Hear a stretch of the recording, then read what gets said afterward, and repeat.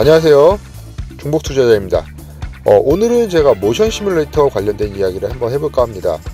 모션 시뮬레이터 같은 경우에는 이제 심레이싱을 접하신다면 가장 이제 고민을 해보는 부분 중 하나이지 않을까 싶어요. 고민도 고민이지만 이게 좀 가격적으로 많이 부담스럽기도 하고, 과연 이게 진짜로 실차와 동일한 그런 모션 움직임이 좀 있을까, 가성비가 좋을까. 결론부터 말씀드리면 가성비는 없습니다. 가성비는 전혀 있을 수가 없는 제품이라고 볼 수 있어요. 우선은 모션 시뮬레이터 같은 경우에는요, 재미 위주와 최대한 현실 리얼리티하게끔 하는 그런 장비라고 볼 수 있는데요, 이게 사용할 수 있는 게 자동차 시뮬레이션, 비행심, 그리고 롤러코스터 정도가 고작이에요. 근데 그 중에서도 롤러코스터는 저는 해보지도 못했고요, 비행심조차도 그것도 안 해봤어요. 물론 모션을 구매를 하시면은 기본적으로 다 그런 게임들을 한번 해볼 수 있다라는 것 때문에 생각을 해보실 수는 있지만, 저는 거기까지는 해보지 않았습니다. 그러면은 자동차 게임 하는 거 때문에, 심레이싱 하는 것 때문에 이 모션을 사는 게 맞는 건가? 저는 우선은 구매를 다 했어요. 가격을 먼저 말씀드리면은, 지금 현재 모션하우스에서 판매 중인 2UM 프로 같은 경우에는 396만원, 4축 모션인 햅틱4 같은 경우에는 792만원에 판매하고 있습니다. 이 두 개를 다 한다라고 하면은 1188만원이에요. 제가 갖고 있는 거는 2UM 제품이긴 하지만 그것도 신품 가격이 396만원에 출시했던 거고요. 저는 TL까지는 구매를 하진 않았습니다. 시승은 해봤지만 구매하지는 못해봤고요. 조금 더 현실적인 얘기를 한번 하자면, 중고 가격은 어떨까요? 2UM 같은 경우에는 한 200만원 전후에 거래가 되고 있고요. 4UM 같은 경우에는 400만원이 조금 넘는 거나 400만원 전후 가격에 거래가 되고 있습니다. 그리고 햅틱 같은 경우에는요, 햅틱4나 아니면 햅틱 2UM 프로 이런 거는 지금 중고가 거의 없어요. 2UM 프로는 올해 출시됐던 거고, 햅틱4 같은 경우에는 이제 출시한 지 1년밖에 되지 않았는데 거의 중고 매물이 없습니다. 있다 하더라도 거의 감가가 거의 안 됐다라고, 만족도가 상당히 높다라고 볼 수 있는 거고요. 그렇기 때문에 가격적으로 봤을 때는 지금 현실적인 거는 2UM과 4UM 정도가 현실적이지 않을까 싶고요. 그렇게 봤을 때 두 개를 한다라고 하더라도 600만원 정도가 됩니다. 그러면은 그 600만원 정도의 값어치를 하느냐, 600만원이면은 심레이싱을 한 세트를 풀로 화스럽게 맞출 수 있는 가격이긴 합니다. 적지 않은 가격은 맞아요. 근데 이게 가성비를, 그렇기 때문에 제가 가성비라는 부분은 볼 수는 없다라고 생각하는데요, 그럼에도 불구하고 저는 총 7번의 모션을 구매를 했었어요. 2UM이 한 3번 정도 구매를 했었고, 그 전에 시트무버를 타사 제품을 한번 구매를 했는데 사용은 못 해보고서 판매를 했고, 4UM도 3번 중에 2번은 사용하다 판매했고, 한 번은 4UM 사고 나서 갖고 와서 보니까 햅틱을 살걸, 그래서 햅틱을 샀어요. 그래서 4UM 한 번은 구매하고서 써보지도 않고 장착도 못 해보고 테스트만 하고 그냥 판매를 한 적도 있습니다. 그게 불과 몇 달도 안 되고 한 2달 전, 한 달 전 얘기입니다.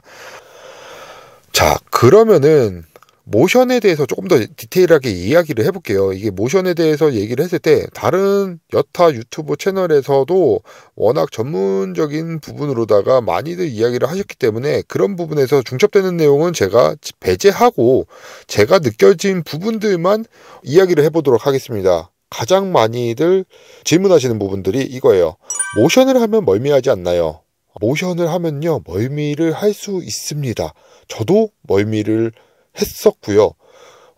진짜로 처음에 모션을 갖고 와서 셋업하고서 한 30분 하고 2시간 그냥 뻗어 있었어요. 2시간 동안 멀미해서, 진짜 오버히트까지는 안 했지만 그럴 정도로 정말 배멀미 하듯이 그런 멀미를 한 적이 있습니다. 근데 이거는 모션에서 멀미라는 건 아니고요, 제가 봤을 때는 반복적인 움직임의 그 세팅값, 이런 부분들 때문에 멀미를 하는 것 같은데요. 비슷한 예로다가 버트키커라든지 아니면 페인 진동 스피커, 진동 모터, 이런 부분에서도 멀미를 할 수 있습니다.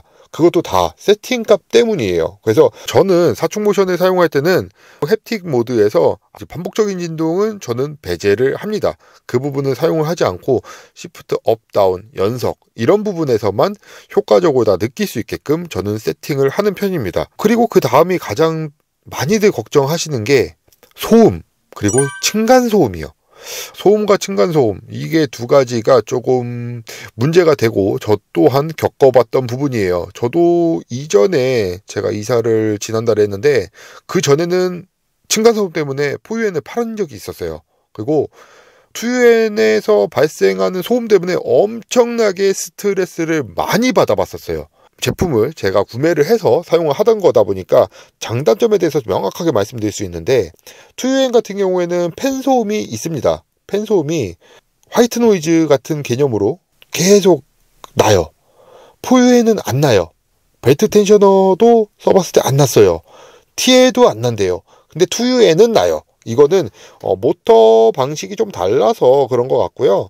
그리고 모션에서 보면요, 투유엔 같은 경우에는 안쪽에 부품이 이제 감속 베벨 기어 타입이 들어갑니다. 등감속 기어가 들어가게 돼 있는데요. 등감속 기어가 들어가면서 거기에서 약간의 프리플레이 그 유격이 있습니다. 그게 시트가 위아래로 살짝 움직일 수 있는 그런 정도의 약간의 유격은 그건 그냥 그 구조상 어쩔 수 없는 겁니다. 그리고 또 하나가 전원을 껐을 때 투유엔 같은 경우에는 뭐 제 와이프가 타거나 다른 분들이 탔을 때는 잘 못 느낄 수도 있지만 저는 타면은 딱 느껴졌던 거는, 제가 좀 체중이 나가다 보니까 우측 뒷면으로 살짝 쑥 하고서 내려가는 경우가 있어요. 이거는 구조상 어쩔 수 없어요. 이것 또한. 그렇기 때문에 시트에 앉으려고 하면은 무조건 전원을 킵니다. 그리고 층간소음은 없습니다. 그리고 다시 돌아와서 포유엔으로 가게 되면요, 층간소음은 발생을 해요. 근데 고유의 소음은, 기계적인 소음은 없어요. 근데 어떤 소음이 있냐, 프로파일에서 소음이 나는 경우를 종종 많이 봤어요. 저도 겪어봤고 그렇기 때문에 제가 프로파일을 조립할 때 좀 신경을 많이 썼던 부분들이 있고요.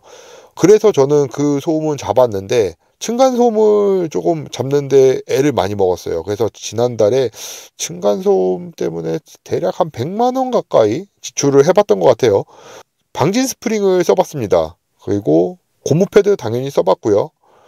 방진 스프링에서도 이제 코일 스프링 타입도 써봤고, 에어 스프링 타입도 써봤고, 에어 스프링도 더블 챔버식으로 된 것도 사용을 해봤어요. 총 방진 스프링 3번을 써봤고, 그 이외에도 뭐 고무 패드라든지 여러 개를 해봤는데, 저는 이거에서 포인트였습니다. 이 영상을 보시는 분들, 모션을 사용하시는 분들, 이 내용이 정말 중요할 거예요. 우선은 각자 집 환경이 다 다르겠죠. 그렇지만 제가 봤을 때 가성비 좋은 제품들은 요게 있었어요.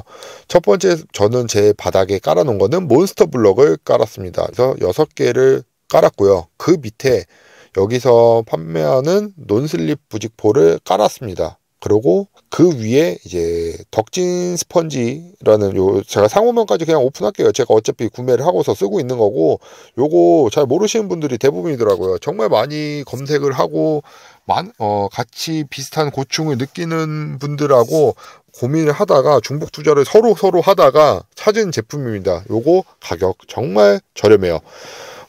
덕진 스펀지 요걸로다가 깔았습니다. 그래서 이거 하나만 깔았을 때는요, 밑에가 이렇게 좀 파여요. 그래서 사진 보시다시피 이게 좀 휘거든요. 그래서 저는 이 위에 또 하나의 폼을 더 깔았습니다. 이게 처지지 말라고 한 것도 있지만요.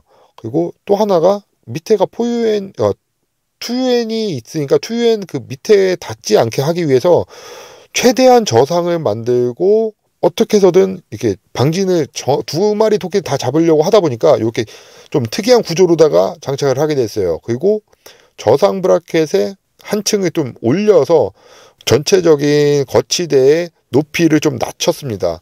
제가 느껴봤을 때 가마모션이라든지 포유에 있었을 때 좀 이게 높게 세팅된 게 되게 이질감이 나더라고요. 그리고 뭐 전체적인 시스템 자체가 높으면요, 되게 웅장하고 커 보여요. 그러니까 좀 그게 좀 저는 제 환경에서는 맞지 않고 이질감이 나더라고요. 그렇기 때문에 저는 저상 거치대를 하려고 최대한 이렇게 저상으로 만들려고 이렇게 구성을 하게 되었어요. 그렇게 해서 저는 방진을 잡았고요.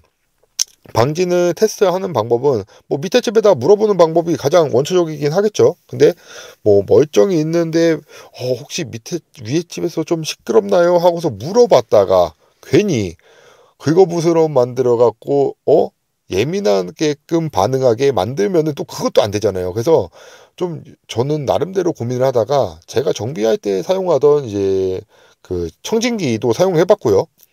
게임하면서 옆에서 와이프한테 이제 청진기로다가 이거 들어봐봐 소리 나는지 그러면서 포인트 찝어가면서 여기 소리 들어봐 달라고 이렇게 얘기하기도 했고, 아니면은 핸드폰에서 있는 지진계 어플이 있습니다. 그 어플 사용해서 진동이 얼만큼 나타나는지도 확인을 해봤는데요. 이게 또 하다가 보니까 좀 특이한 점이 생겼던 게, 분명히 저는 그 값 자체가 막 되게 튀는 것 같은데 같은 조건에 같은 환경에서 이렇게 하는 다른 분은 엄청 조용하대요. 0.1 정도밖에 안 나온대요. 0.1이면은 예민한 동물들이나 느낄 수 있을까 하는 정도인데 그 정도밖에 안 된대요. 근데 저는 그거보다 좀 커서 좀 놀랐는데, 나중에 보니까 이게 휴대폰마다 조금 센서 값들이 다르더라고요. 그런 부분들이 있었습니다. 그래서 저는 그 두 가지를 뭐 이렇게 같이 혼합해서 좀 최대한 나름대로 세팅을 잡았고요.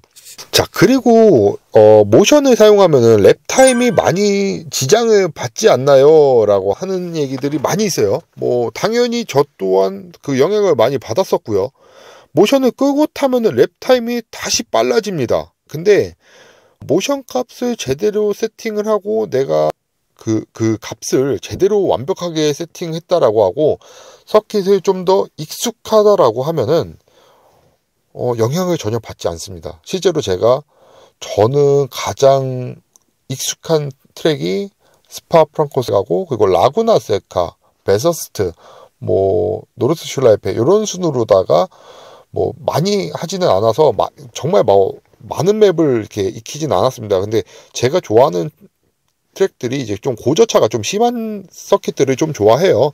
뭐 그런데 이게 적응을 하면서 세팅을 잡고 적응하고 이거를 한 다음에 모션을 끄고 탔을 때와 키고 탔을 때 랩타임의 차이가 거의 없어졌습니다. 이거는 세팅빨이 정말 큰 것 같아요. 그러면은 제가 뭐 앞에도 얘기했고 뭐 뒤에도 얘기하고 계속 뭐 멀미할 때도 세팅, 랩타임에서도 세팅, 이 세팅 값을 어떻게 잡느냐, 사실 그거는 정답이 없어요. 이 각각의 그 정답이 있을 수가 없는데, 저는 2UN하고 4UN하고 좀 구분을 뒀습니다. 2UN으로다가는 스웨이하고 서지의 포커스를 좀 뒀고요.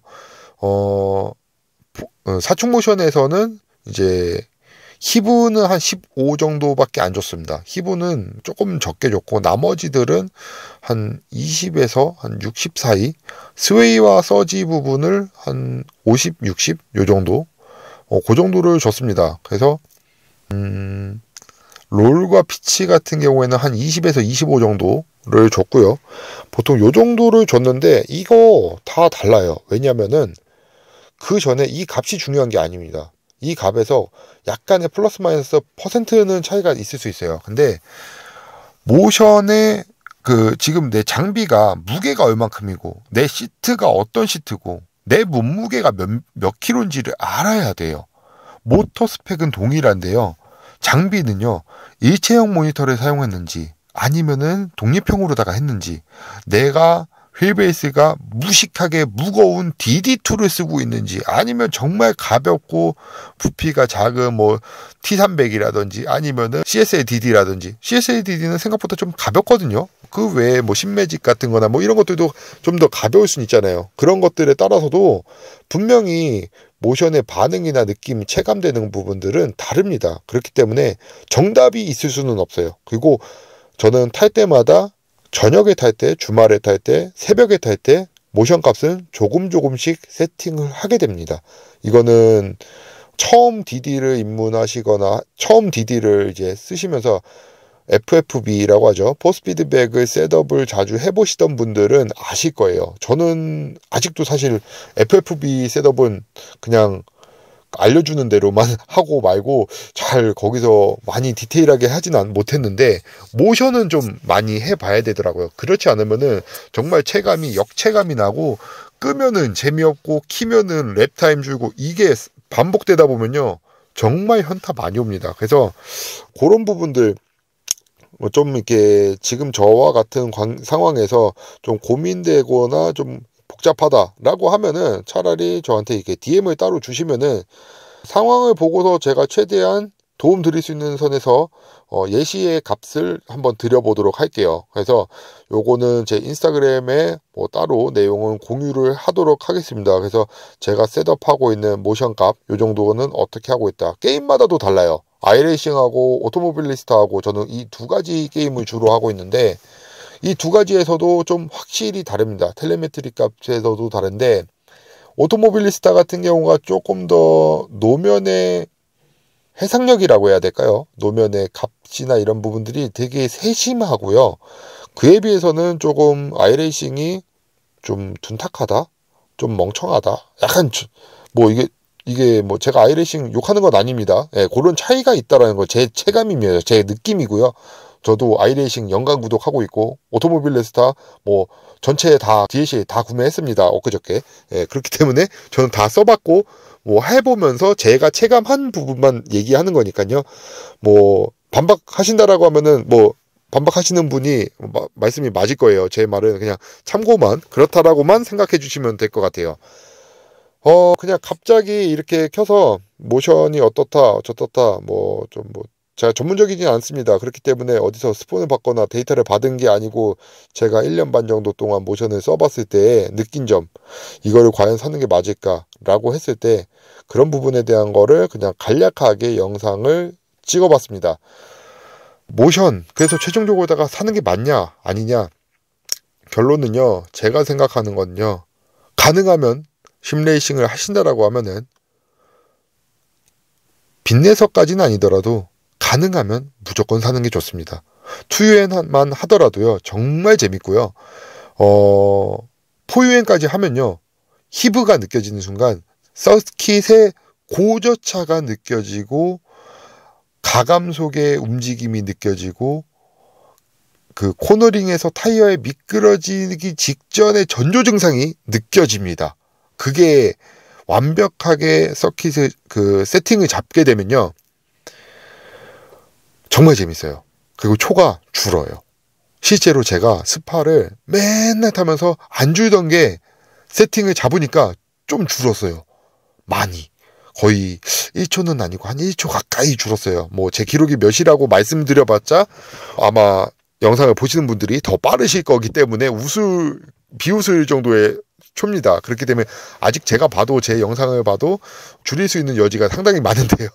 그런데 제가 봤을 때는 모션을 잘만 활용하면은 정말 재밌고 실제로 실차를 타는 것처럼 느껴질 수는 있습니다. 근데 확실한 거는 아무리 어떤 모션을 탄다 하더라도 실차하고는 좀 달라요. 그래서 그 점은 아시고 구매를 하시는 거를 저는 추천드려요. 그리고 모션은 정말 제가 뭐 여러 번을 거래를 해보고 사고 팔고 해봤는데 중고 구매하셔서 뭐 다시 또 한 1년 정도 쓰시다가 판매하신다 하더라도 그렇게 큰 감가는 없는 것 같아요.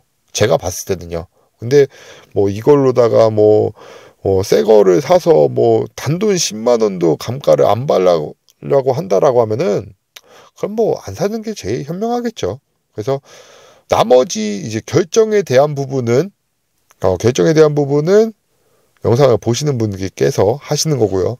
전체 다 하면은 신품 가격으로 다 1188만 원입니다. 요거 가격을 말할까 말까. 이거 가격 말했다가 심레이싱 하시는 분들의 이제 집에 계신 분들이 이제 내무부 장관님들이 이 영상을 보시면은 그냥 좀 봐주세요. 저도 이 영상 찍으면서 이 금액을 말을 할까 말까. 참아줘. 이제 우리 와이프도 이거를 볼 텐데. 어떡하지? 아무튼 뭐 저는 이제 명분이 생겼으니까, 유튜브를 하고 있으니까, 예, 그러니까 이제 모션을 유지를 해야 되겠죠. 구독 좀 해주세요. 구독을 해주셔야지 제 장비를 지킬 수 있고 제가 장비질을 또 더 할 수 있습니다. 요즘에 많이 못 사갖고 조금 근질근질한데 구독을 해주셔서 구독자가 좀 늘면은 저도 또 새로운 장비를 살 수 있는 그런 명분이 되고, 이게 뭐 구독해 주신다고 해서 제가 뭐 금은보화를 이제 꺾거나 아니면은 뭐 팔자를 피거나 그러진 않습니다만, 시뮬레이싱을 좀 더 재밌게 할 수 있는 명분이 되니까 구매하고 싶은 장비, 궁금한 장비 이런 거 있으면은 나 이런 거 한번 리뷰 좀 해봐 그러면은 살게요. 제가 사고 써보고, 그것도 중고 그냥 뭐 사용 별로 안 하게 된다 그러면은 중고 그냥 좀 싸게 팔면 되니까, 뭐 손해 봐봤자 얼마나 보겠어요. 뭐 제가 돈이 많은 거는 아닌데 샀다가 뭐 유지 못하면 팔면 되는 거니까요. 아무튼 구독 좀 해주시고요. 저는 그럼 다음 영상에서 또 찾아보도록 하겠습니다. 지금까지 중복투자자였습니다. 감사합니다.